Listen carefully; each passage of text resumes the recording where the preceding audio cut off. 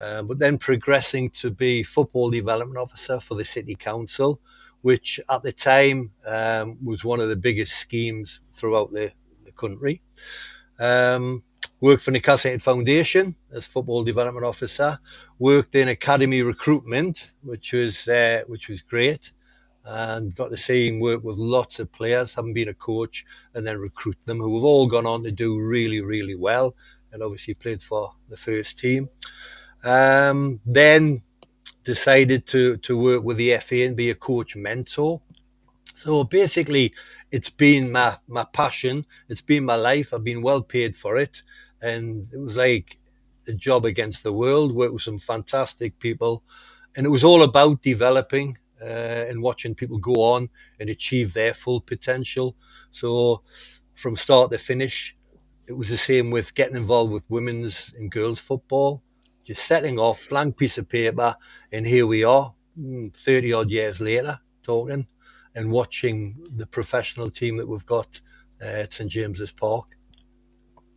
Aye, so people, look, Rob is very, very well knowledged, as you've just heard there. This is going to be a one where me and Lee are going to be learning a ton. I can tell you that straight away.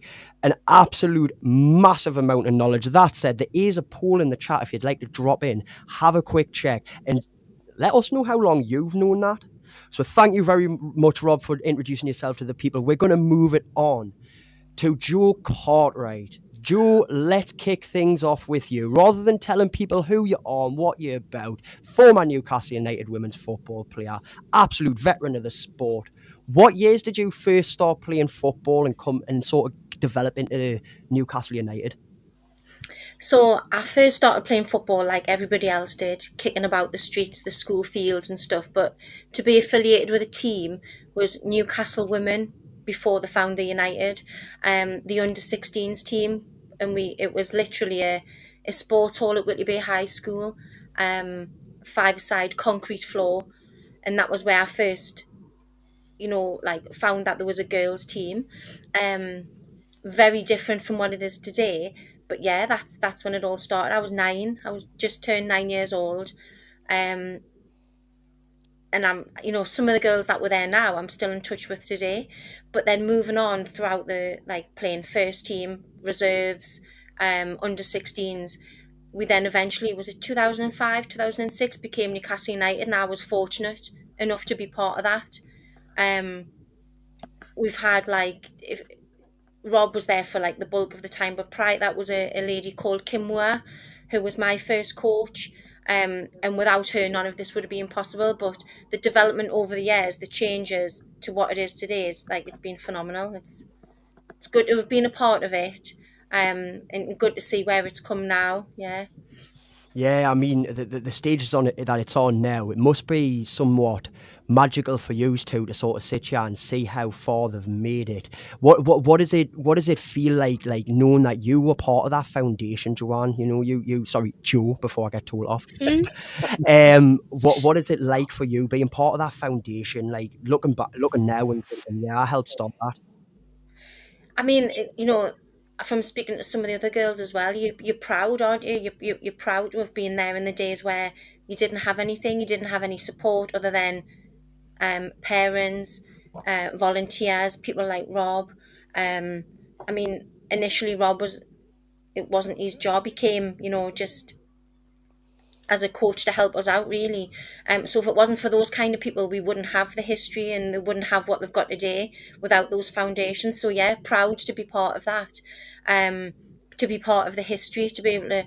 I mean, there's other people older than me who were part of the original setup, which it's amazing, isn't it, that we're part of that history that can never be erased, it can never be forgotten, and it should be celebrated. So certainly, my little girl who I hope will want to play football, I'll be happy to tell her the history, where it started, how it started, and who was involved. Yeah, it's what I like to look at. You guys are the ones who helped inspire the generations we've got now. I go on about my daughter being inspired by the current generation of players. You helped inspire them. So obviously we've got you here on the podcast. You get the chances to talk a lot. Rob, with the experience you've had with the squad and with football in the local area, You know, before the foundation got involved, was there much media attention around the women's game in the north? Um, Not really. I mean, it was a different era, Joe. To be fair, and honestly, if we took you back, you'd think we'd gone back to the dark ages.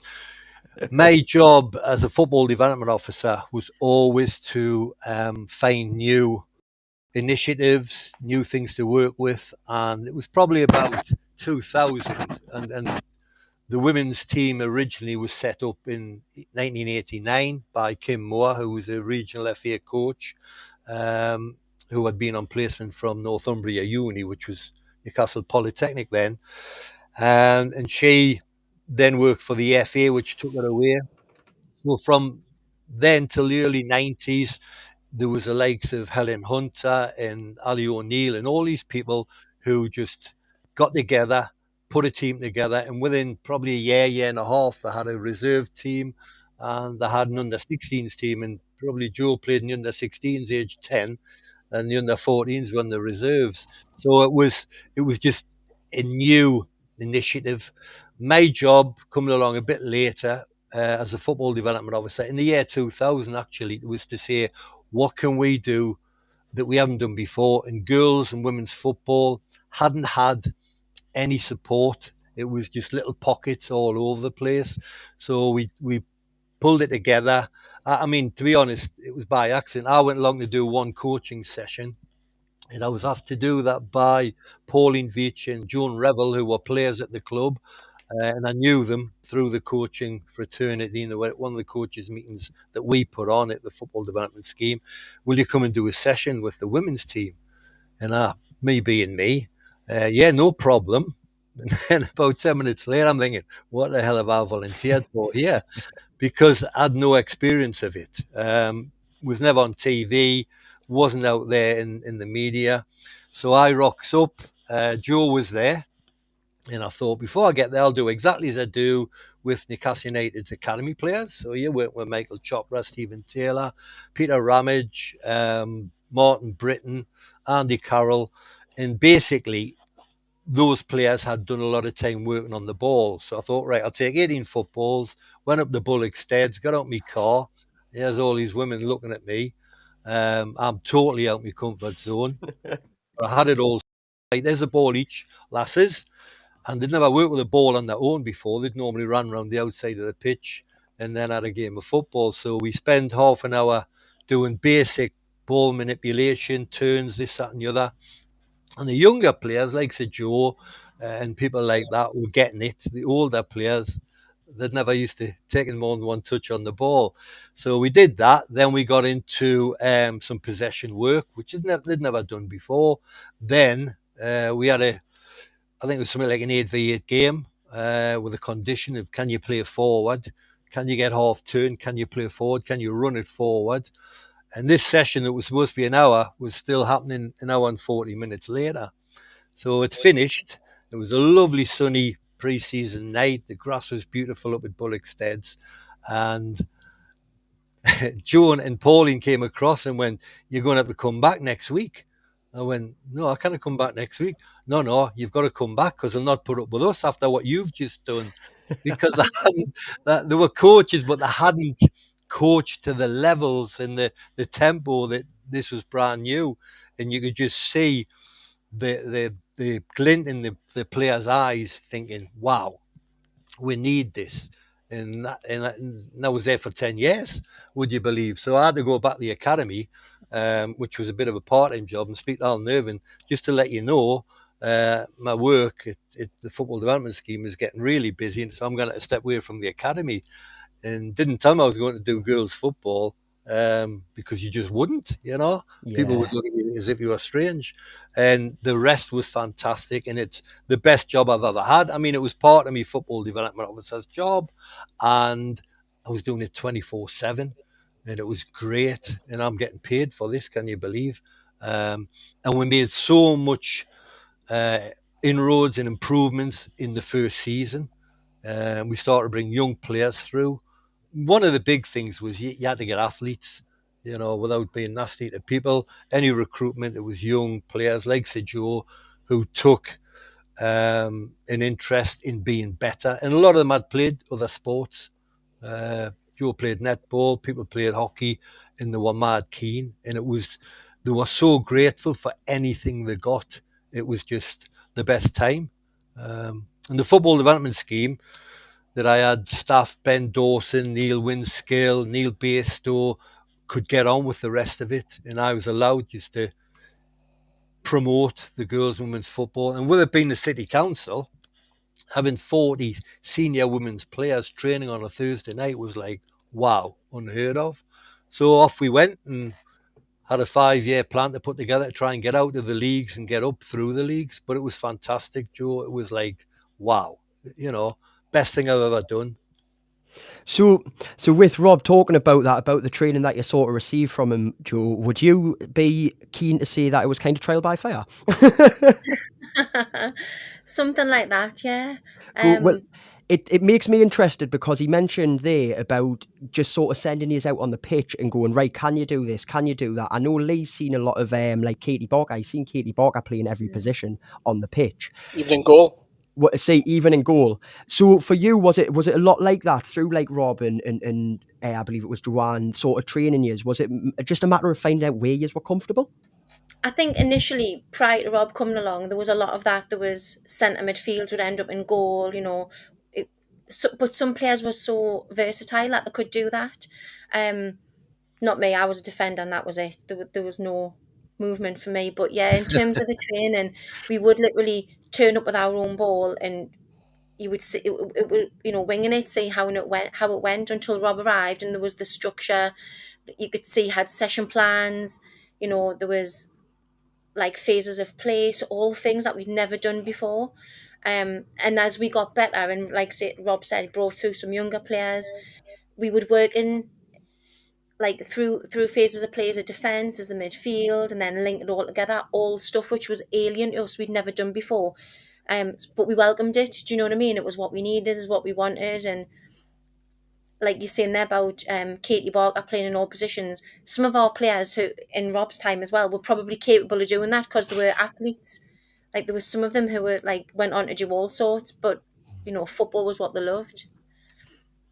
Lee, look, we've been into this about 13, 14 minutes so far, and I've got to say, I've been blown away. I don't think anything that Joe and Rob have said so far has been something I've fully known. Where do you stand on all this? You've been following the women for a while. I'm fascinated of like going back to both of you, Joe and Rob. I'll come to Joe first. When you were little, did you have all the remarks like, "Oh, you girls can't play football. Why are you kicking a ball?" And did you have that? Did you have to spend any of your time playing with the boys as well, because girls weren't kicking a ball about? And and Rob, I'll come to you second. I'll ask you a question in a minute. But how did you see it growing up, Joe?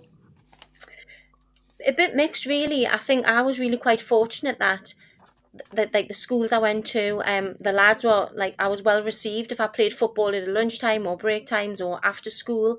I still had like female friends, and like Rob said, I played netball, so it was a bit of both. But there were some people that didn't get it, but I kind of think they weren't really football fans. There was some comments, "Oh, you should be in the kitchen," but on the whole, if you live in Newcastle, where you know yourself, you like football. People sometimes would try and compare it to men's football, but it wasn't like that. But on the whole, people liked it. It was a girl playing football, and I guess because it was being part of Newcastle Women's as well, they would say, "Oh, are you not Newcastle United?" And we would say, "Oh no, that like we're not part of them." It's like anything. Some people have got negative views about it, but on the whole, I didn't really get a lot of bad feedback from it. People thought it was quite cool, it was quite good, it was quite, well, this is different, but not too much negativity. That's good to hear. Rob, I want to ask you a kind of a similar question. How did you raise the fund? How did the girls, we seen it even when I was like, when the foundation, they had to get sponsors to pay for the kit. And obviously Joe's mentioned this before, even like bringing your own ball along. How did you raise the fund? Can you talk us through us and like, what were the struggles at the time?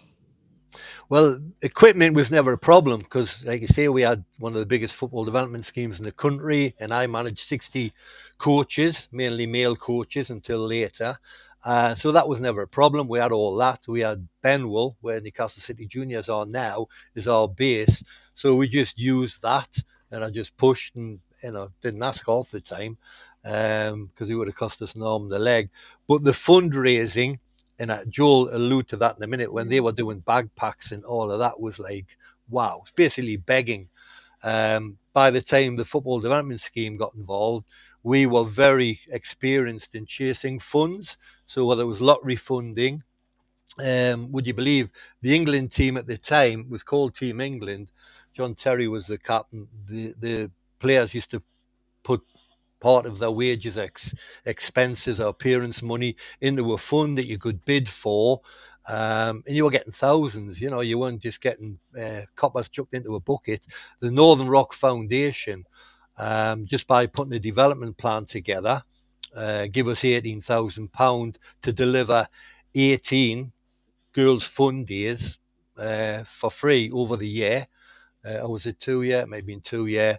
And we got the female players from the first team to come and work on them just for a sweatshirt, an Adidas sweatshirt, and they were happy to do that. So you had to be very careful. The funds basically, and going back to when Joe started and Helen Hunt and all them were there, the leagues were halfway down the country. So all your money was going on transport. So before we got a fancy tracksuit or whatever, it was 20 grand for buses. And it'll be the same now. It'll be more for the women's team now because they stay overnight and what have you. But that's where the money was going. The rest was just, everybody just mucked in. Parents mucked in. We eventually got each player to get their own shirt sponsorship, kit, whatever you want to call it, because it had their name on the back, and they'd get an individual business to give them 100 quid, and it'd be somebody they knew, like a hairdressers or whatever, and they'd be happy to put the photograph up. But we just had to make sure that we always had enough money in the coffers. So it wasn't something we set out that was ever going to fail.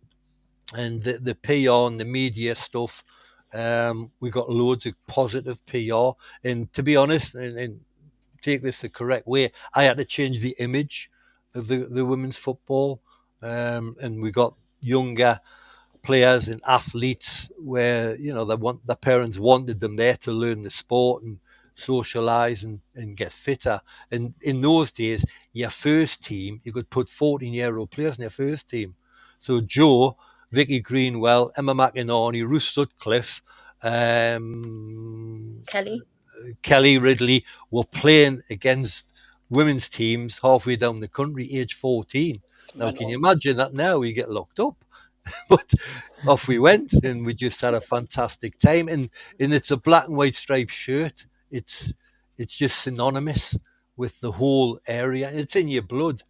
There's times we could have become something else and wouldn't have to pay a penny, but we just knew we had to just hang on, and it would all come to fruition.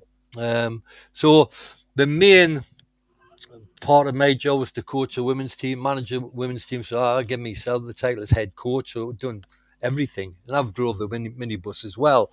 But one of the things was the PR. There used to be a free paper went out every Monday or Friday, and we all got it.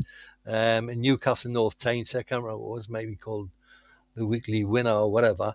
But we got the full back page because I was doing their job. Send them a match report, send them the photographs because we all had them all on digital, and they were happy. So every door in the city council area, North Tyneside, were getting this free paper. So it was in their faces.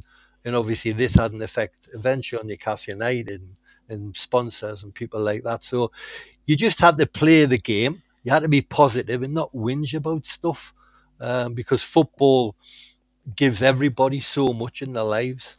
And it was a saving grace for some of the players, and Joe knows them, and I'll not mention them, but without football, they wouldn't have went on to college. God knows where they would have ended up. And the females who took part, their confidence went through the roof. They've all got well-established jobs now, and that's confidence through playing sport. There's nobody has gone off the rails. Now, what else was there for them to do? Well, and hang about the town and stuff like that. But they had this aura about them, and it just changed their mindset of what they could achieve in life. And a lot of them coach for me as well, and gave a load back to the game. That's unreal. It's It is. absolutely unreal. I mean, honestly, people, it's only 30 years ago, and that's the thing. I mean, I grew up in a generation. Me two sisters, was five in the house, 5 kids, 2 parents, obviously. My 2 oldest sisters weren't allowed to go out and skip. Never mind play sport because it wrecked their shoes. So we fast forward to people like Joe turning up with their strips on and their parents dropping them off, knowing they were getting fitter, they were having a great laugh, and they knew where they were. Which in today's society, it's not the case. But there you go. No, it's interesting, and I want to know, Joe, were you situated on several different pitches, or did you have to move around, or were you always in one place? We've had a few home grounds. Training used to be a bit of an issue at times. Like I say, prior to Rob coming along, where we trained at Stotts Road in Woga, we trained Bullock Steads, we trained the Lightfoot, all over Newburn. Where we had some great people involved with the club who had contacts, and it was a lot of goodwill. Can we get a reduction? Can we get this? And it was things like that. Home pitches, we played up in Gateshead, Dryden Road, I think it's Lowfell. We trained at Gateshead Stadium. Home pitches at Bullocksteads. We played Heaton Stannington as well, like for some cup matches. But again, a lot of the better grounds and a lot of came when Rob arrived with some of the contacts he had. I think what you're referring to there, there's a lot of sacrifices being made there.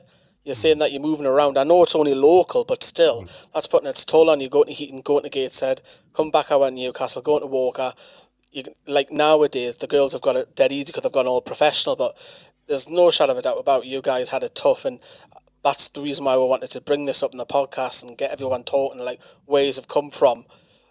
And were you bothered, Joe, as well? Like if there was like a man and a dog, or did you want more support from the local, or do you want more from the media? How did you feel? More support would have always been welcomed, but we were just happy getting there and being able to play, being able to do what we loved.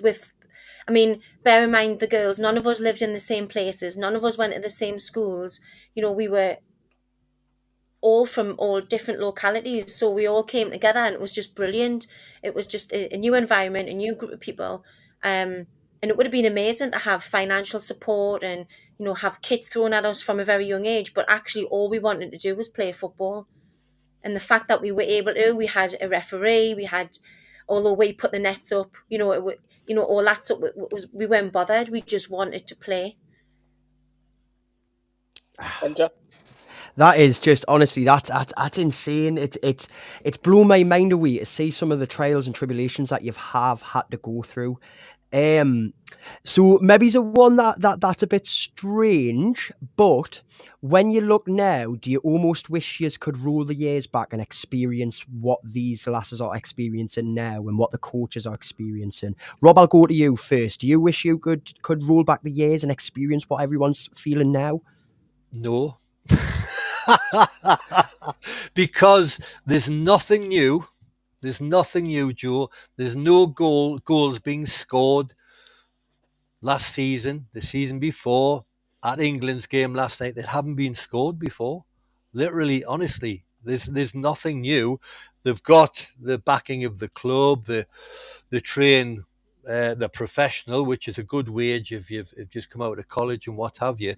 But no, I wouldn't change it anything, because we were pioneers. And we were pushing the boundaries. I mean, Joe alluded to, have you ever been to the Lightfoot Sports Centre in Walker in the winter on a night time? Have you? I haven't. No, not personally. Well, I tell you what. I've been up Walker in the winter.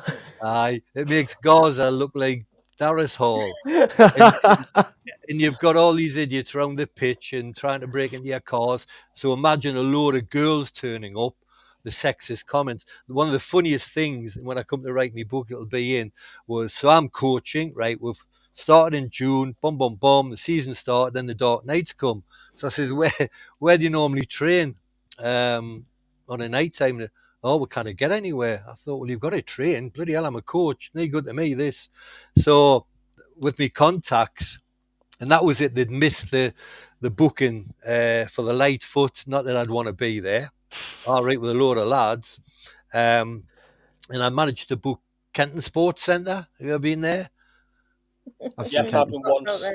Well, it's in the middle of Kenton. So anyway, I get on to them. So look, you got any spaces in the football development scheme? Paid for it because I just done that, because we booked loads of facilities and had loads of coaching course on for boys and soccer weeks and weekends and everything. So just adding this bit in wouldn't make a difference.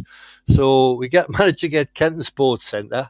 Right, lasses, we're up there on Thursday night, 6 o'clock till whenever, because nobody was ever going to book that place. And rolls up, and there's a load of little kids on the pitch, about 12, 13, 14, but very worldly wise, playing football.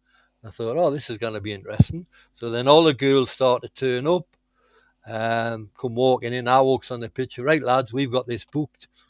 You're joking. I says, no, we've got a book. You can go and ask the guy in the reception. And then all the girls come in and they just look. The language, which I'll not use on here, was unbelievable coming out of these kids' mouths. I said, no, you need to get off the pitch. So then they went off the pitch and they decided to go around the outside of the very small 3G with the wire fences and climb up there and continue with a barrage of abuse. I think they left me alone, to be honest, but they slaughtered all the girls. And I thought, I must have mellowed a bit because I'm from Walker originally. And I walked across and I went, right, lads, look, I'm going to coach these and we're going to get on with it. Do you normally play here? Oh, I was here. And then yous have rolled up. I said, well, I'll tell you what we'll do. Turn up next week at your normal time. I'll get the girls to get here and we'll give you a game. So the following week, the lads were there because it must have been every the week with their tracksuits on and their shell suits and everything. So we set the game away, the 6 of them, and I put the 6 young players on, and the lasses absolutely pezzled them. Absolutely, they couldn't get near the ball, and their eyes lit. And afterwards, they went, "Oh, they're brilliant, these!" And then they stood outside of the fence and started cheering the lasses on. So I was quite chuffed because normally I would have just probably wrung their necks. But anyway, that's what you had to do. You were changing people's perceptions of girls and women playing football. But Joel remember that, and Lindsay Kay and them remember that, and it was fantastic. They couldn't get near the lasses because by this time we had lots of players who technically were very, very good. Same as Katie Barker, same as Body, all them. You learn those techniques in a matter of months. Then it's about game understanding. So that was a highlight, and we never seen them again after 2 weeks later. I think they're all in jail. I was going to say it's a shame that. I mean, It's Joanne, not. how well? I say I like the whole thing of turning people's heads from the men's game to the women's game. There's so many people who are like sort of the just don't want to try the women's game out. Jo, how many times have you turned people's attention from the women's game to the men's game like that? Like this story that Rob's just spoke about. How many times has that happened for you? It's over the years, probably loads of times, probably times that you've forgotten about. Because I think there's lots of times when you've been playing five-a-side or you've been at tournaments or matches and people think, oh, these can't play. But then when they see you can play, they ask, or they see you put a tackle in, or they see you jump, the goalkeeper kicks the ball and you, as a centre-half, you win that header. And they're shocked that you can be physical. They're shocked that you can, do you know the offside rule? I wish I had £1 for every time somebody said that. Yeah, I know the offside rule. But people do they are surprised. But sometimes it's pleasantly surprised. It's not, like I say, it's not always negative. Some people do like it, and I do think, like Rob said, a lot of it is to do with the image change and, having all the kit, all of us looking the same, looking the part. how we conducted ourselves as well, like a massive part of it as well. So we wanted people to treat us not like professionals. We weren't professionals, but we have to act like it as well, and we did. At times we did. It's unreal, man. Look, ladies and gentlemen, if you're only just joining in, this is episode 3 of the podcast. We have got Jo Cartwright, we have got Rob Atkin. They have been spinning some amazing stories. Hit the like, hit the subscribe. Check the poll out as well. How far does your knowledge go back? Because I can bet you a tenner it doesn't go far back as Rob's does, because my goodness, he's been there since the inception of this, bringing in young players like Jo. You have missed so much if you haven't been tuned in so far. You can go back and watch it. I want to have a little look at the comments there, because there's been a couple of people asking about some of the big teams that they've played against. Now, Rob, I know yourself, you spoke about like Jo's captained a lot. So I'm going to look at you, Jo, straight up for a second. And what is the biggest team that you've sort of feel like you've went against for yourself as well, not just for the namesake? What's the biggest event and team that you've went against in your career? There's probably a couple, but one that really, really stands out was when we played in a tournament in Spain. We played Malmo. That was like, they were a very, very good team, a strong team, and we didn't win. But I don't think we were. Yes, they were better on the day, and they got the one and what have you. But we didn't let ourselves down. We didn't look out of place on the pitch with them. The other occasion I would say was, I think it was the 9th of May, Blackburn Rovers. We played at Ewood Park. That was an amazing experience. Yeah, and I mean, I was part of this. I didn't play because I was only like 16, 17 at the time. But the team that played at Wembley in 1996, before the Charity Shield, that's, I got to go on the pitch and warm up. I was part of the squad, but I didn't get on. But it was amazing. Like, there's loads of memories like that. Honestly, some of the pitches that in grounds we've played at, like against Man United Women when they were in our league, and we'd play at the Cliff Training Ground, which they're now there now, but that's where the guys used to train, and like some of the cars in the car park, you'd think, oh, whose is that? Like, but they're all things that we could never have predicted, we never thought would happen. Turning up at Kenton, we never ever thought would be rocking up at Man United or Blackburn Rovers or Manchester City or Leicester. Like, honestly, some of the places and some of the teams, West Ham, Watford, the lists, like, it's crazy. Just goes on. Jo, do you know some of them teams that you just mentioned there right at the top? Some of your personal favourites. Where are they? You mentioned Malmo, Blackburn. Where were them at the stage you played them? Like, were they? Would you class them as like a couple of tiers above where the standard that the lasses were at? Well, at that time, I think we were tier 2, which is the equivalent of what the women are going back into. So it was the Northern Premier League, it was called at the time. Blackburn were in our league.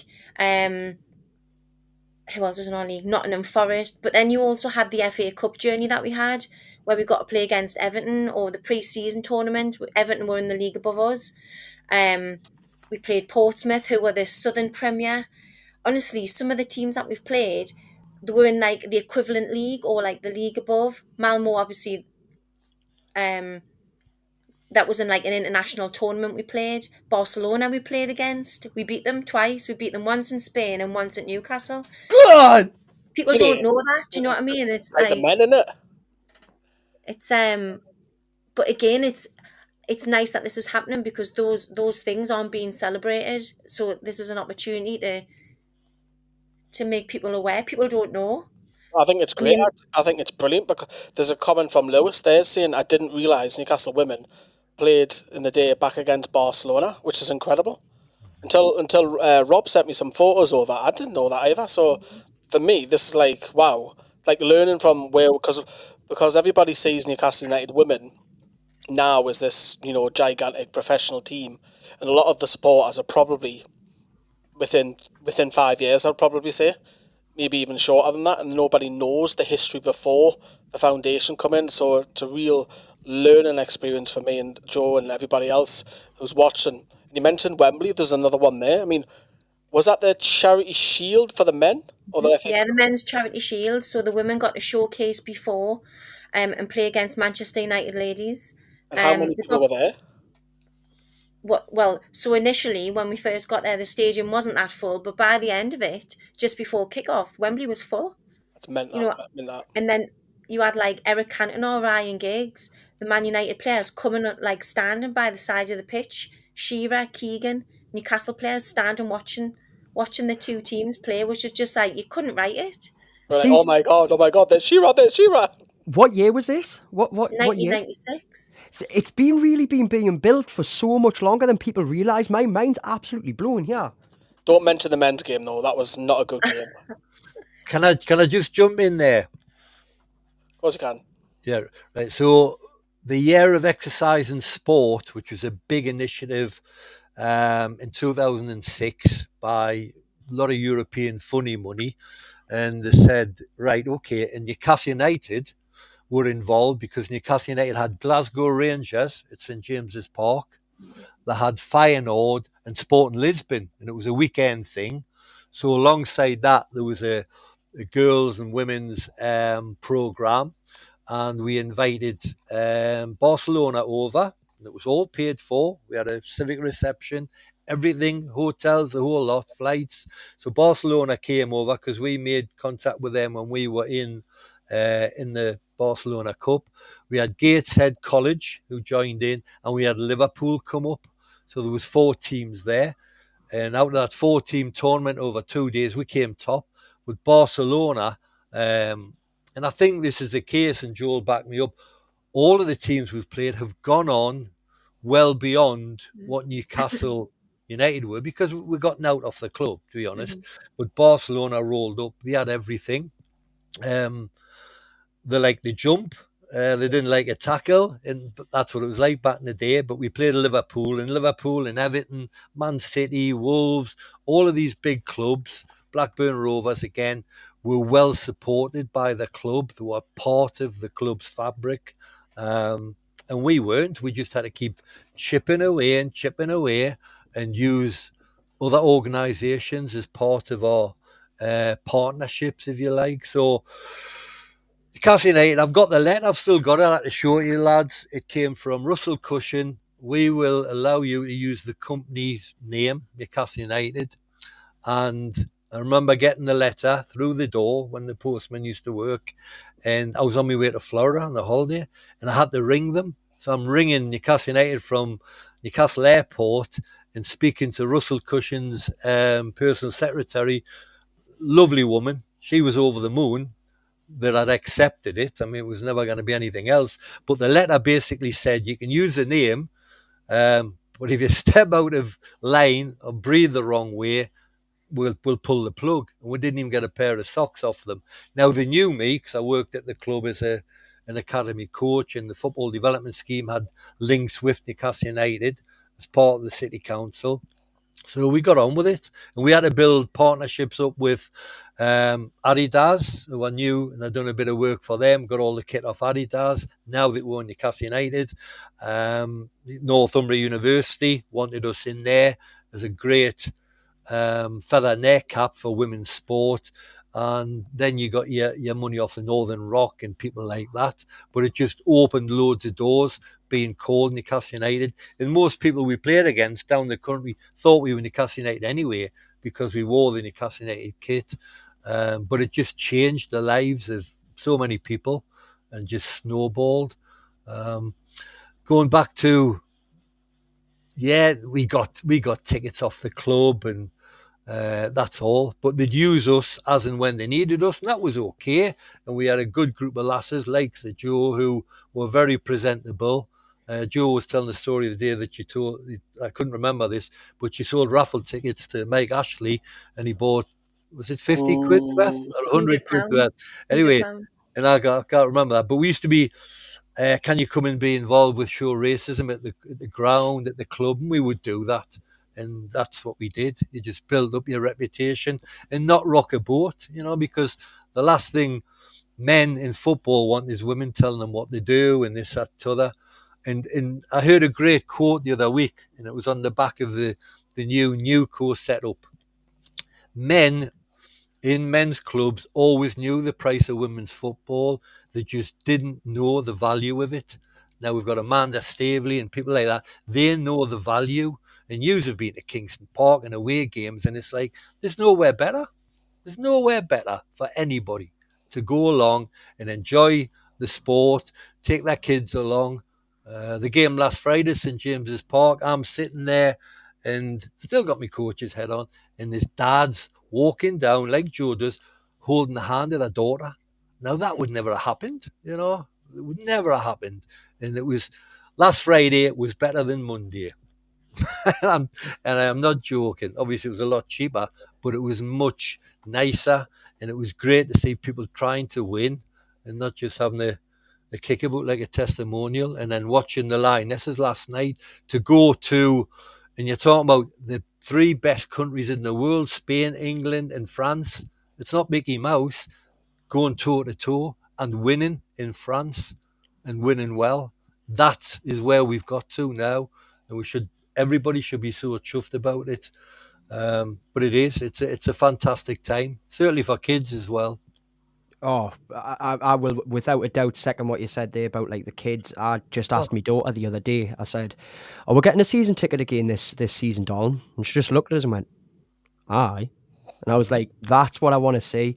Exactly. Joe, how many? Actually, before that, we've got Mickey Townsend in the comments asking, and I think this is quite a good question to ask you, Joe. Especially, let's see how big your ego is, eh? Who out of the two would Joe say she's most similar to? Go on, I dare you to say Bruno.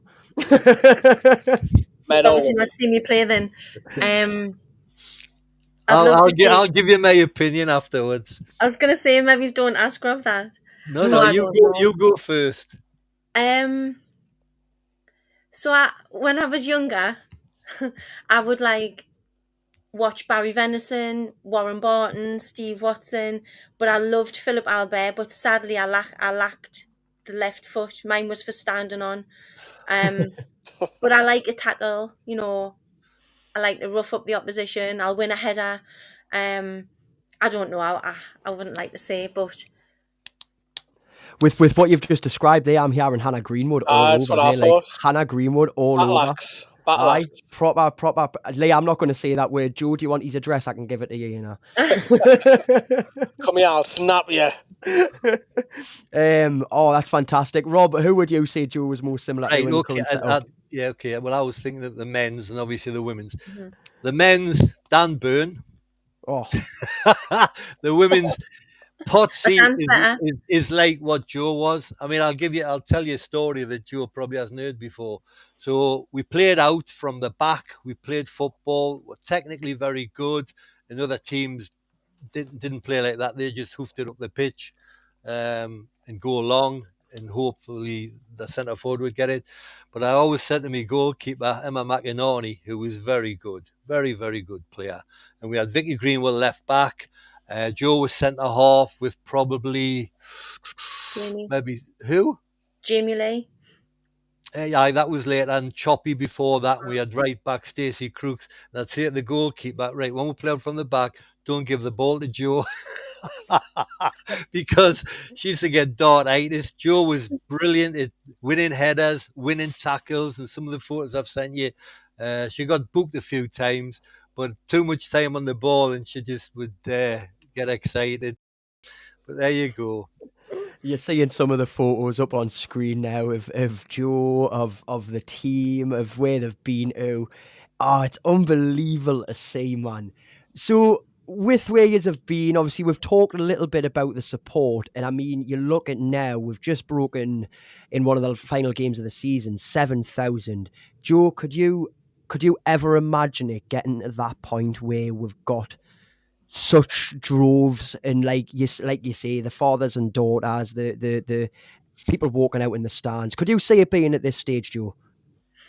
I think it would have. I always thought it would have been nice if it got to this stage, and I think there was always the potential. I mean, when we played at Ewood Park, there was thousands there, honestly, and obviously we've played at other stadiums where there hasn't been like as many, but I think there's always been the potential.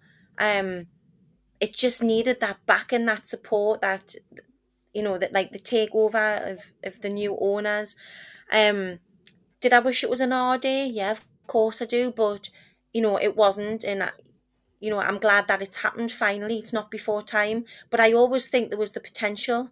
It was always going to happen. I just, you just never knew when. Just to Yeah. put in as well, do you think, Joe, as well, without the backing of the takeover, do you think the club will still be struggling in the fourth tier? Um, it's difficult to say, isn't it? Because we've been without the backing before. We did amazing. We were in the second tier. Um, it's difficult. I think the publicity that it brought with the back end and the structure and the opportunity to become full time definitely helped them, move up the leagues. It would be difficult to say whether they would still be struggling in the fourth tier, but I think given the status it's got now, it's going to attract more people, isn't it? People are going to want to come and be part of it. You don't have to pay £3 a week subs anymore. You don't, that sort of thing. It's people will be more like people used to go to other local teams, that were more organised and more structured and had those opportunities where Newcastle are now providing them, so people don't need to. So there's another quite interesting comment that's just come in there, and I think this one's going to be a good one to aim at Rob. James Kirkham has said, I hear quite a lot about how Sunderland was the North East team that fostered many female footballers historically. Hold on a second, I just need to clean my mouth out. Do you think Newcastle's ascension can make us the regional powerhouse going forward? What do you think, Rob? Well, I know because I was around in Sunderland. Basically, were 5 years in front of us. They had the backing of the club, which albeit was a community arm of the club, and then I think it's about 2 or 3 times. Every time Sunderland Men's Club got relegated, the women bore the brunt of that. So we were conscious of that. So we kept ourselves separate entity and ensured that would never happen to us. So we didn't. So on one hand, Newcastle didn't give us a lot, but we didn't depend on them. Now, Sunderland and something I was talking to somebody today, and when I was looking at the questions you've sent, we then provided exit routes for players. Jo was probably just after her generation, I suppose, where they went to college. Now, Gateshead College was fantastic. Most of my players went there. Most of the Sunderland players went there. And the likes of Jill Scott, Steph Houghton, bloody hell, who else? Rachel Finesse. Who? Rachel Finesse. No, well, yeah, but she came and played for us. I'm thinking about the 5 or 6 that represented England at the last right. World Cup. Carly Telford was in goal. Who? Demi Stokes. Yeah. So we've got them all. Now, they were from that side, so they were Sunderland supporters, so that's not a problem. I don't have a problem with that. And we had players that came and played for us, and we had players later on that went and played for Sunderland in the FA Cup final. And there's not the hatred or the bile attached to what happens between the men's clubs. So it'll be interesting next season when they play the local derbies and stuff like that. But Gateshead College and the staff there who were involved with Sunderland were instrumental in building Sunderland up, but they kept getting knocked down. Mel Ray came and played for me and was the top goal scorer in the FA Women's Premier League, which is on one of the photographs. Centre forward, brilliant, fantastic, now coaches Sunderland. But she came to us and made a big difference when we got into Tier 2 and helped us stay in there. So, yeah, Sunderland were very, very good. But ultimately, all those players I've mentioned, Jill Scott, Steph Houghton, Demi Stokes, Lucy Bronze, all had to move away as well. So Jill Scott went to Everton, Steph went to Leeds, Arsenal, Man City. They had to move away because the current setup in Newcastle wasn't in place, and they were paying to play football. I remember Stacey Crooks went to college, and Stacey's a very, very good player and a good mate of mine, I suppose, and Jill knows her. Jo knows her. And she was at the college, and Sunderland wanted to sign her, And I get on well with Mick Mulhern, who was Sunderland manager at the time, and he's now at Middlesbrough, and Alan Snowden. So they were chipping away at my players at the college, not a problem. And I got wind that they wanted to sign her. So I rang Crooks. I said, what do you want to do? Well, I'm not sure. I want to come to you because I've seen what happens and all the lasses having a fantastic time. But Sunderland want me. And I said, where are you? She says, I'm at home in Ashton. I says, right, I'm coming up in 20 minutes for the signing on forms. And to this day, me and the Sunderland lot have a laugh because that's how we had to work. You had to get the players, get them on side and sell it to them. But we had some very good players, and they had some very good players who are now at the end of their careers, as you've just seen with Steph. And best of luck to all of them. But they had to move away because there was nothing else up here. I think that's a real shame that you mentioned some of their names, and Oh, Rachel Laws is another one, a goalkeeper. yeah. Well, she's at Liverpool now. She Yeah, played in the reserve game against us, and our first team game was off. So I went and worked alongside the reserve manager. We battered them. Should have been 11-1 to us. It was 1-1. She was unbelievable, and they had it. They had a great crop of goalkeepers, which I tried to sign one later on, and I'll not mention the name. And the goalkeeper we had, who played in the first team age 14, was 6 foot, but her passion was the theatre. And she wanted to move to London. And I thought, right, well, I've got to replace you. And she was brilliant. I mean, in the promotion season, we had 19 clean sheets. And she was wow. brave. We had a good defence in front of her. So when you're talking about people getting golden gloves now, she would just pull saves out of nowhere. And getting a 6 foot female, anyways, impossible. And get one to play in goal was even more of a task. So she went off, and I thought, Jesus, I had everything set up for this goalkeeper who was coming from Sunderland. She trained with us. She loved it, got on well with the lasses. And at the last minute, she ducked out. And that was me. And I thought, Jesus, what can I do? We had everything set up. We had a shirt with her name on. Shea Gibbon was going to present it. We had Puma sponsoring her. But that's the way it worked. You just had to fly by the seat of your pants at times and make do and mend, you know. Roll with the punches, as they say, isn't it? Oh, aye. Well, so you've named a hell of a lot there who slipped through your fingers. Do you think there's any chance of, obviously there wasn't massive media around the game back then, do you think there was any like sort of star players who, maybe it's Joe actually asking you, is there any players who you felt you rubbed shoulders with and who sort of looked at the game and went, I can't be stable off this game right now. I can't be financially stable. I need to quit football and I need to go off and do what I do. Do you think we've missed out on a lot of like big stars because of the game not being as popular and as big as it is now? Definitely. I think I can think of a handful of players, if not more, who played in the same team I played, who didn't get the opportunity, and their lives would have been so much different had they had the financial support and backing. I mean, Kelly Ridley's, we still play 7-a-side now. She's probably one of the Vicky Greenwell, two of the best players I've ever seen like play, and it honestly they're brilliant. There's loads of players. Honestly, Rob could probably, some of the players that have been through our team, that have moved elsewhere, or like you say, have went on to have a career. They've joined the police. They've been teachers, or they've pursued other things. They've had to go to America, because the opportunities just weren't there. And like some of the neighbouring teams, there's only so many players they can sign, isn't there? They can't sign everybody on, and it is such a shame. Some of the talent, leave loads of fellas standing. Like honestly, You got to look at Charlotte Potts. She went away, didn't she? Because it just wasn't there.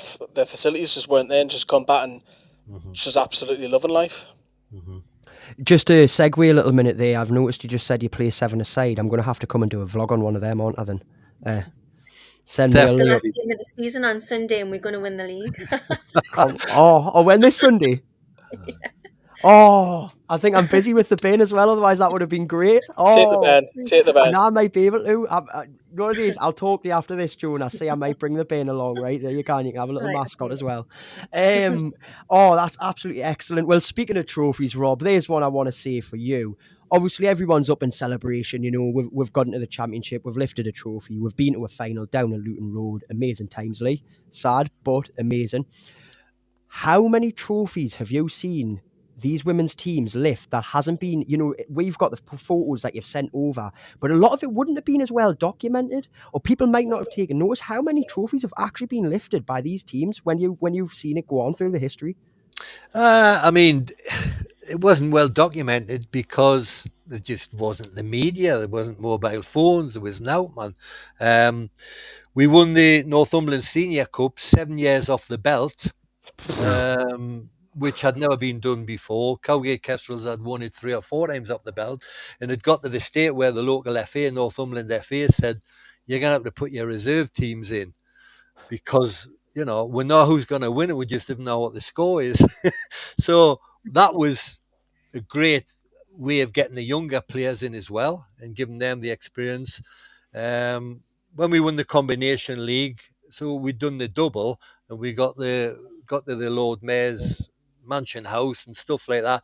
But every time we went in to win stuff. But we went in with a philosophy of developing players as well. And that's what it was. It was developing everybody. I mean, you know Natalie Henderson, right? Yeah. So Natalie Henderson's a Wallsend lass from Churchill Street who played through our set of excellence, got in amongst the reserves, then later on got in the first team after my time there, and she's now the England under-17s coach. Can you believe it? It's doing a fantastic job, mate. Yeah. So it's about people's potential. Where will they end up? And everybody got the confidence to go on. Rachel Finesse came to me. Oh, I'm struggling with my knee. Okay, we'll give it a go, see how it goes. And she just kept playing through, and it righted itself. And she's gone on to be Northern Ireland Sports Personality of the Year and play for Liverpool and get the presentation of Jurgen Klopp and play for Bristol City. She's just finished there. She's well into her coaching badges now. And we message back and forth, so it wouldn't surprise me if she ends up back in this region because she's a Gateshead lass. Where she'll end up, I don't know, and I wouldn't even bother to ask. But now it's about the long term. There was never a start and a finish to anything, and I think going forward, all the players playing now will end up as coaches, and we need them. We need female coaches who have played the game. Like Joe alluded to, we had some very good technical players because we allowed them to be. I would join in the training on a Thursday night, and I was still fit and played a lot of football. And Kelly would get the ball, and I'd say, Kelly, you may go past me, the ball may go past me, but both of you aren't. And we just laugh. We had some great players, really good players. How then, Joe? How many times did you slide tackle Rob? Your life wouldn't have been worth living if I'd slide tackle Rob. You couldn't have caught me. I mean, we'd be at Benwell and we'd be on the muddy pitch and doing short-sighted game of power shooting, and we played till I won, and then we went home. Managers' rules only. Yeah, I mean, the enthusiasm of these people. There's a photograph, I don't know if I sent it here. We used to train on New Year's Eve. So if New Year's Eve was on a Saturday or a Sunday, we'd be at Benwell and it'd be 30 players. I mean, not in the night time, obviously. And we used to have this joke, me and Vicky Greenwell. Why, if anybody asks you today why we're training, because the opposition won't be. And that was our mantra, if you like. To be honest, I didn't suffer fools, as Joe used to say, and we had a tough ship. You know, we've had players who didn't last very long. It's been interesting to recently see the return list of Newcastle United that Becky and her staff have had to do, and that's the way of the world. If you don't keep changing and adding, you'll stand still. So this summer, the transfer window is going to be very, very interesting. Very interesting indeed. And they'll have everybody lined up that they need. And if they can get them, fantastic. We'll have to give Becky a shout, won't we, Lee? Tell her to bring Robin to go knock on some doors with contracts, you know what I mean? Yeah, Frank Kirby, Nikita Parrish, you need to sign this. How? My name's Rob, man. Sign it for us, how? They're finished, man. They're finished. They're too old. You need Fast Vivian, athletes. Vivian Miedema, there you go. Aye, how can you Alright. get me tomorrow? Yeah, Lee. Imagine actually like being able to like go and do some of the work we could do on these matches, following these guys on these journeys. Would have been amazing, wouldn't it? Oh, It would have been. We're just born in the wrong technology era, weren't we? Because if you look at it now, there's a great question of Mickey, and I want to point it to Joe as well. Did you get any local media coverage in terms of? I know obviously Rob's mentioned like a local paper, but do you get anything from the Chronicle or anything like Metro Radio or BBC Newcastle? Because even now, me and Joe talk about this quite a bit off camera. Even now, I don't feel there's enough. It's bad. So we used to have to write like a match report for a guy called Jeff Bowron, I think his name was, who worked for the Chronicle. And we had to send it on a Sunday night, and that would often get featured probably in the tiniest little corner of the Chronicle. That was like right from being under 16s. I remember like my dad used to do it often, or somebody's dad, would do it. We did actually. We got a we were in the journal for a makeover we got from Debenhams. All of the team, I think Rob set that up. We all got a makeover. We all got a personal shopper, and we were like front page of the journal, all of the girls. Going way back when there were Newcastle Women, we got to the last 16 of the FA Cup, played against Brighton, and Tyne Tees. Remember Ingrid? She did there was a little stint. We did a little spell on Tyne Tees tonight. There was some coverage, but other than that, not a great deal. It's a shame that. It's few and far between. There should be much more.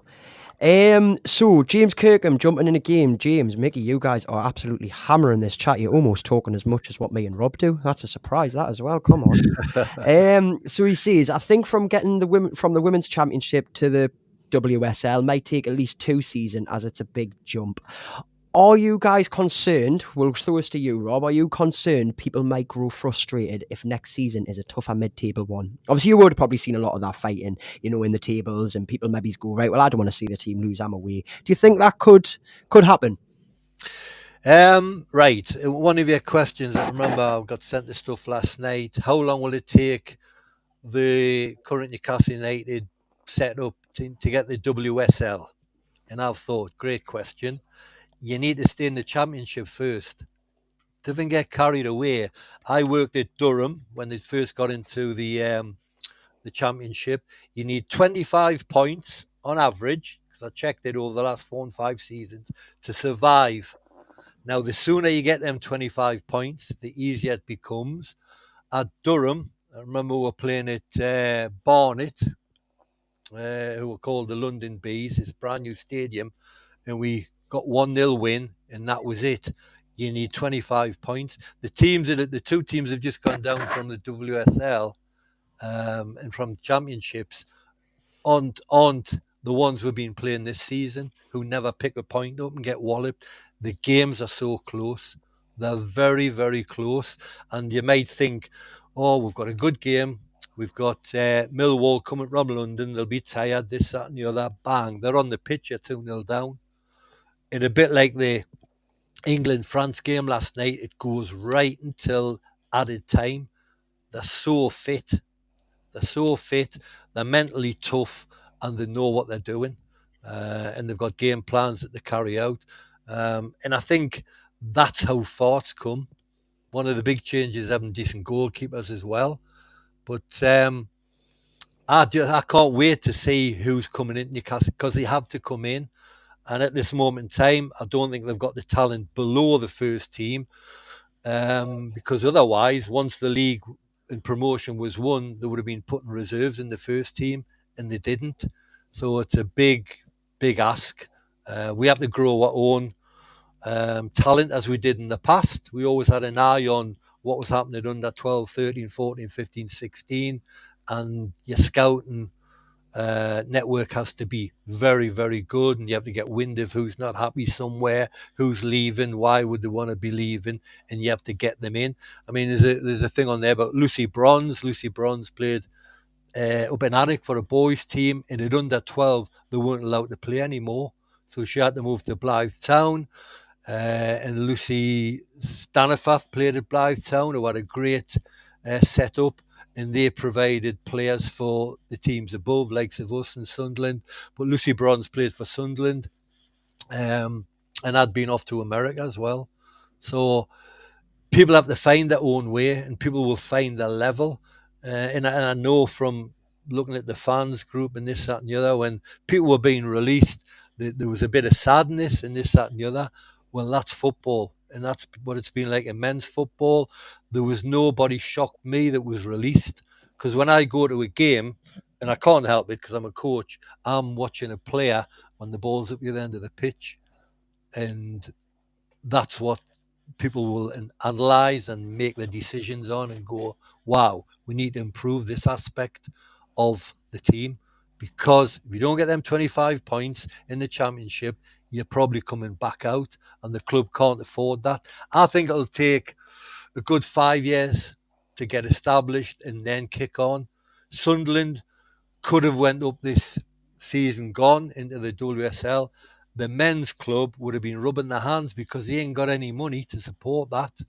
And the Man Cities of this world, Arsenal's, Chelsea, Man United, it's £1 million, which isn't a lot in the modern game. It's a peanuts when you look at the TV money, but £1 million when you're not in the Premier League and you can't even buy a player for the first team will get you bad PR by your supporters. And to be fair, and Joe alluded to it, there's only a certain amount of good, positive publicity that people want to put out about their women's team, especially when the men's team aren't doing well. That is it's a fact of life, because the supporters will be up in arms.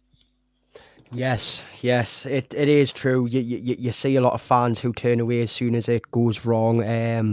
I like what you're saying there, Rob. You're looking at the 3 to 5 year marker. Yeah, I would probably expect. I don't think we're going to walk the championship, not at all. So look, ladies and gentlemen, we are on the hour mark. It has been absolutely fantastic so far. I'm going to bring in a couple of little questions. We're going to switch this up a little bit here, right, and make this a bit more fun. Maybe take his both on Controversial. maybe it's not quite controversial. I wouldn't quite go that side of it. I'm not going to bring that in. I think we've touched on a couple of good controversial things so far. Rob, you've been absolutely excellent. There's been some absolute mind-blowing moments. So I'm going to start with you, Joe. Give we a little insight into. I mean, I've seen when the lasses won the trophy, how crazy it got backstage. Give we a little insight. How did you guys wind down a lot? Because there wasn't as many, with there not being as many cameras on you.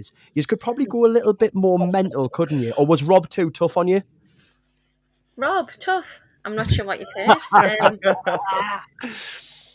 Well, I mean, don't get me wrong. When we won, we celebrated, but we weren't wild or anything. But like anybody, you're gonna celebrate. So we'd travel back on the bus, and then maybe, I don't know, go to the pub, have a few drinks. I don't know. Most of us had work. That's the thing. We had commitments. We weren't in a position to have the next day off training. Do you know, like the full time players will be now, but we had presentations. We did, we did like things as a team. We'd all go out to Santana's and Jesmond, go for meals, and occasionally we'd go on to the pub and that. But on the whole, it wasn't wild or anything because we all had other commitments. Do you know what I mean? But we celebrated. We'd all go bowling as well. We did things as a team, and it was nice. It would have been lovely, if we'd had the opportunities what the teams have got now, but So, well, the thing I was thinking round about the time you were playing, because Whitley Bay was popping a few years ago. No wild Whitley Bay nights, no, you kept it local in Jesmond. I don't think we did go out, but we might have ventured into town a couple of times. But Rob's like Big Brother. He's probably had his making sure Rob's got his all on pub watch. To be honest, in all seriousness, everyone likes to let the hair down, but sometimes we'd be training on a Friday night, or we'd be playing five-a-side, or again, we helped out with Rob with the coaching. So on a Saturday morning at 9 o'clock, we're at Benfield or at Benwell helping out Rob. So the last thing we're going to be doing is, going out getting drunk and then turning up rough. It's just, I mean, don't get me wrong, we did let our hair down, but I think we really wanted it to be professional. We really, really wanted it. So we would behave that way, even though, we all had Monday to Friday or shift work to do or jobs and stuff or college, university. We wanted it to be professional. Do you know what I mean? So we would act that way, even though it wasn't. All I think, very proper. no, I think just to jump in there, they were so focused, and when they went out on Sunday night, and they all went down to town. And to be fair, when you've played and you've won, and when you've achieved, that's the buzz. You didn't need anything else. My job, it was my job. Bloody hell, I got a good pay and a pension, so it wasn't a carry on. Even when we went to the Umbro tournaments and stuff like that, there was no need for alcohol. These people were wanting to be what is there now. And I mean, I go to the gym up at Bullocksteads where the girls train, and I watch them, and they are 100% focused. And it is tough when some of them get released because they've given a whole year to something and they train every day of the week. Now imagine that. You love football. I love football. I played for 3 teams on a weekend at one point. But these people have to play every day, repeat, repeat, repeat. They get Friday off. They have a walkthrough on a Saturday before they jump on the bus to go away. Or if they play at home, they'll have a walkthrough, which is going through tactics and setting up against other teams, how they might set up and exploit them. But it's 24/7. One of the questions that you sent across, Lee, was difference between professional, semi-professional is they turn up, they do their work in the gym, they go out on the pitch, and Becky's got all of the goalkeeping coaches and everybody, and everything's high intense and it's set up, but they're in the house for 4 o'clock. Now, like Joe's generation, because even with Newcastle United and with Durham, you'd get the training facilities 8 o'clock till 10 at night. That's when you got them. To get 2 hours on 3G, and then people had to get up and go to work the next day. And that was the world. And coming in from work and coming training. But they all had to turn up or they didn't play.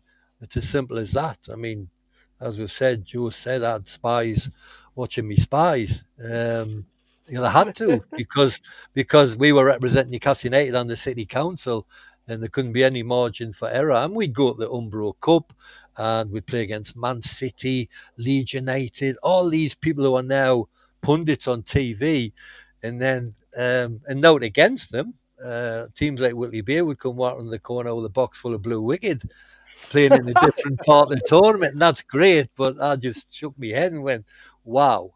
And if anybody did fancy just having that recreation, they didn't last long with us, and I think people appreciated that. We had some very intelligent people who were teachers, police, the whole lot. They weren't, and people at college, and whether you like it or not, anybody below the age of 18 is still a child, and we were responsible for other people's daughters and making sure that they stayed on the straight and narrow. My last question to Joe is a negative and a positive. What was your lowest point of your career? Could be an injury, could be retiring, could be a cup final defeat. But on the flip side, what is also your proudest moment? The proudest moment, I would say, was being part of the original Newcastle United Women. That's like making history, regardless of the Newcastle women's team before that. Yes, you can't ignore all the hard work that went into it, but being able to say I played for that team, I was there. I was one of the first ones to put on that strip with my name on the back, with the badge on the chest. Although it was just the name, like that pride, nobody can take that away. One of the lowest, I got injured. I got my kidney split playing, and as a result, I ended up having to stop playing. That's probably my lowest. But equally, had I played on any longer, I probably would have just got older and slower and would have had to stop anyway. So, How did you get your kidney split? we were training. in training one night. It was about 10:15 at Coach Lane, doing corners, set pieces for an FA Cup match at the weekend, and went up for a header.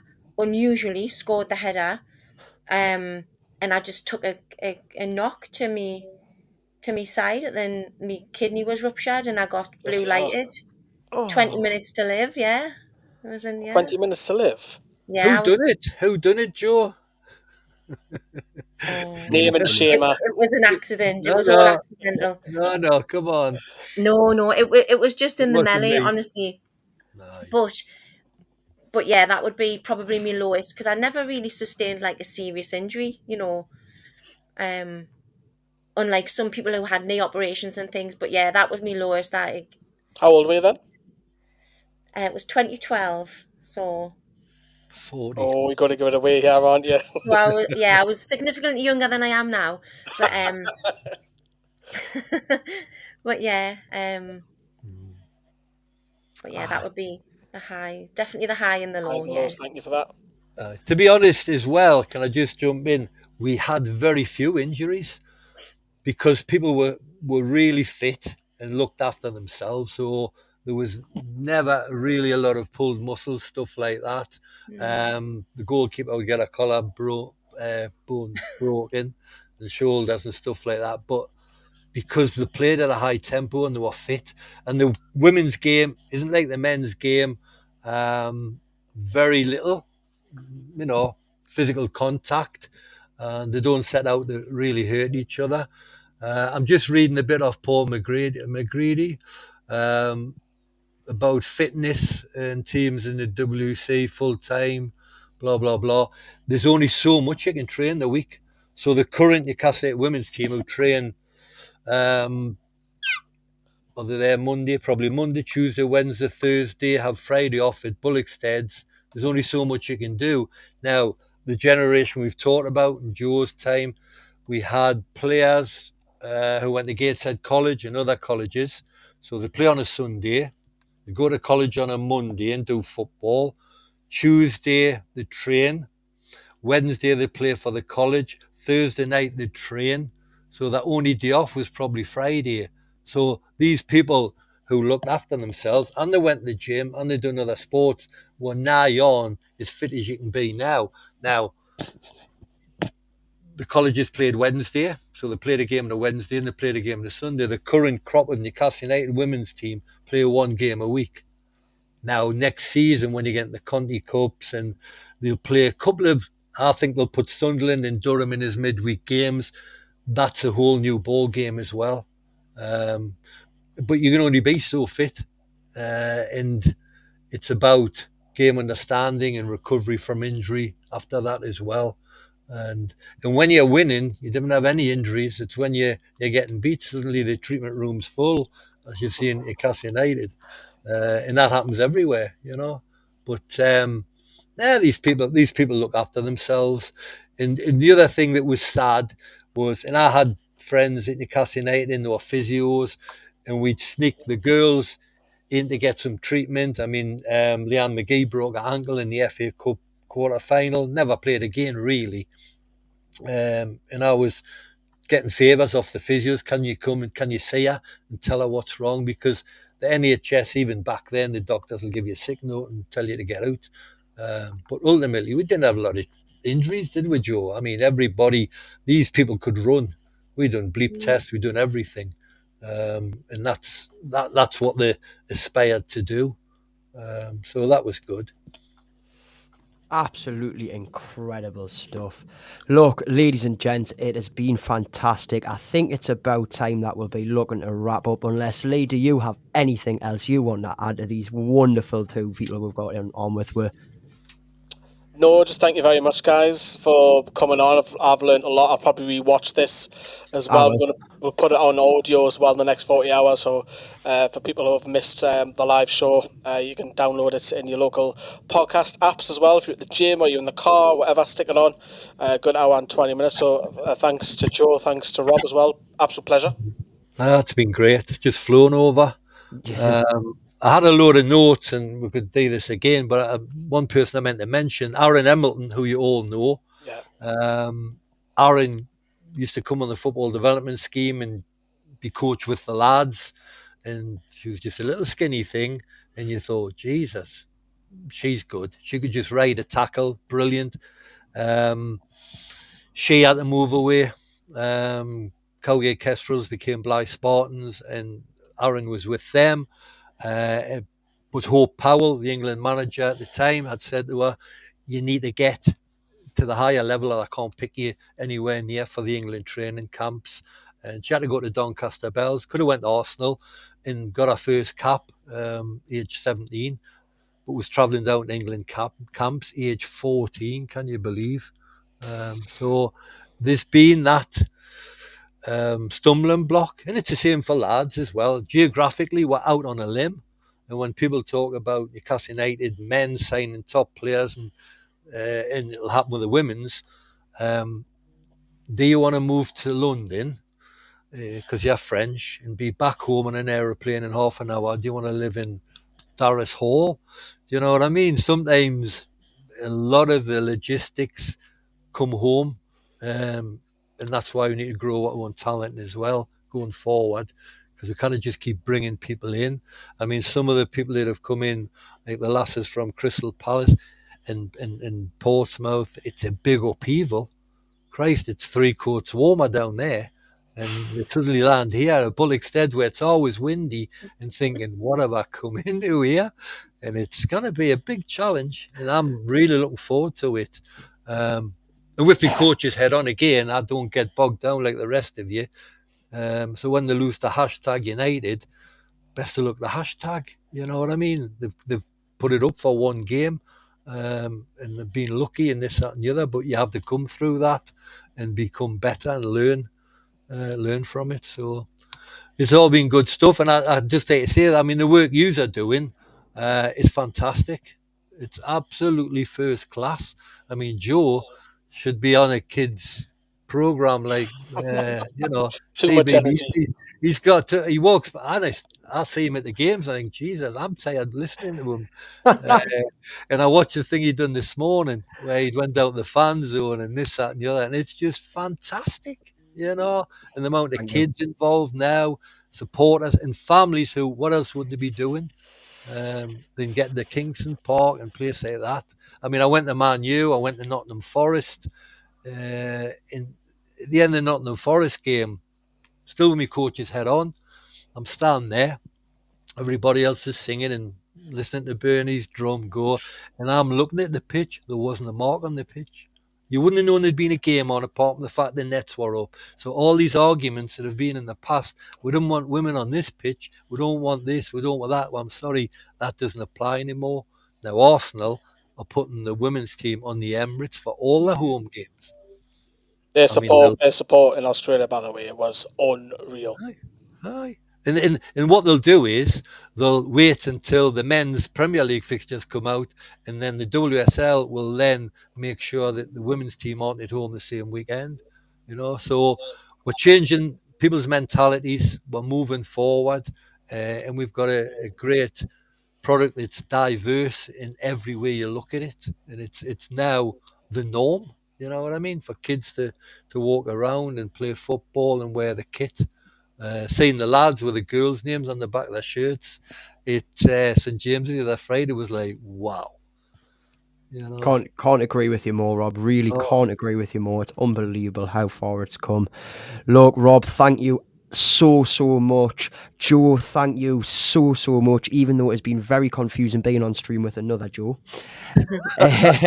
But look, Jo, anytime you're in the area, please by all means pop into my Wallsend Costa. There is a flat white with your name on it from me, and I will discuss and maybe try and bring my daughter down to the seven-a-side this Sunday and see you lift yet another trophy. Look, guys, you can always find Rob talking in the Newcastle United women's group. I'm sure if you ever see him post, ask him a question. This man has bags of knowledge, absolute a wealth of knowledge inside of him. Please give him a shout, get some more information. Me and Lee are going to be watching this back. We're going to be sitting listening to what these two have said for ages. Look, thank you guys so much. Everybody, make sure you hit the like, you hit the subscribe. This has been episode 3 of the Newcastle United Women's Podcast with Jo Cartwright, with Rob Atkin, with Lee Lawler, and me silly self. Guys, thanks a lot. Tune in again next time. Thank you.